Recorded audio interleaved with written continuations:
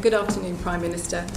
Since you were last before us, Prime Minister, my committee published our interim findings on the Pathways to Work inquiry in May, where we expressed our considerable concerns about the imminent UC and PIP legislation, and particularly in terms of the changes in eligibility of these benefits, with the potential of pushing 250,000 disabled people into poverty.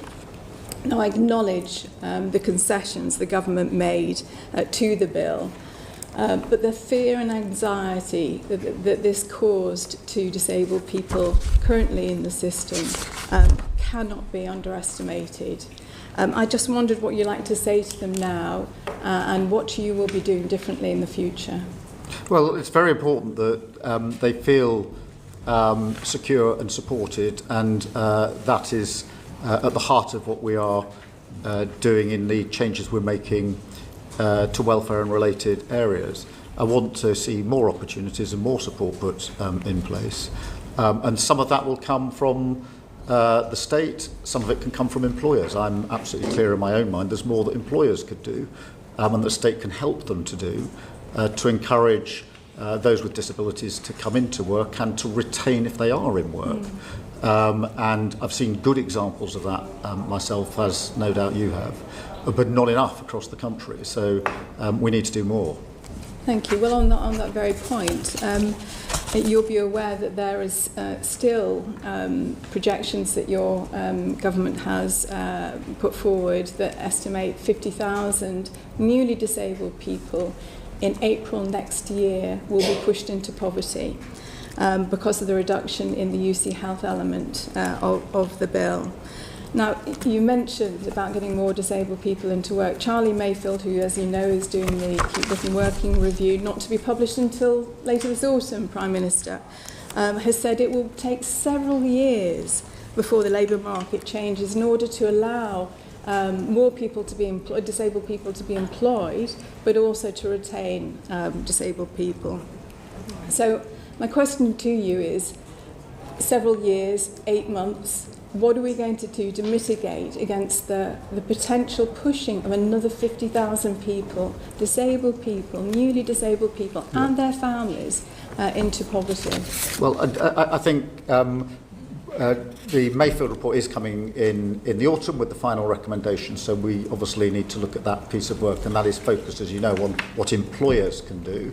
I don't accept that everything is going to take years. Some changes do take years, but not all changes take years, and we have to do work in the interim to give that support to those with disabilities. What specifically had you in mind, given that we've had a disability employment gap for, well over 10 years? Well, I think there's a lot of work can be done with employers to encourage them to take on and to retain. That doesn't need primary legislation. I've seen pilot examples of it across the country, which I'd like to see many more of, that have been very, very successful. So, yes, I accept that, if you want to pass legislation, it'll probably take some time.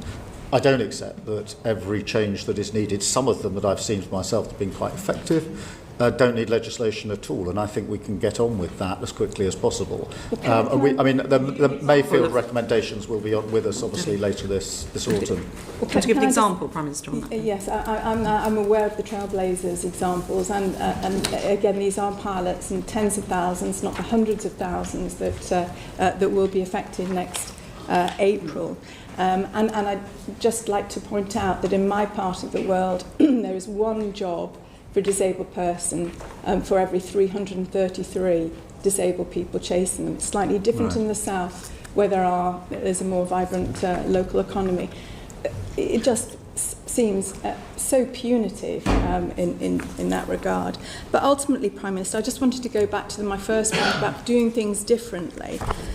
This was poor legislation. It was designed to save money for the Treasury by cutting support to sick and disabled people. It was so far removed from Labour values of fairness and social justice, let alone compassion and common decency. I have to say I felt ashamed.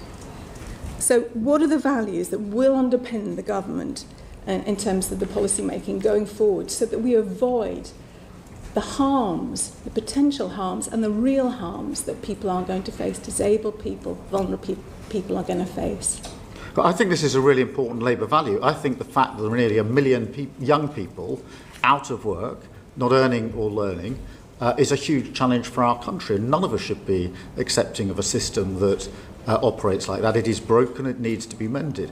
All the evidence is that if you're on benefits and out of work at that young age, the likelihood of ever getting into good, well-paid, secure employment goes down, down, down for the rest of your life.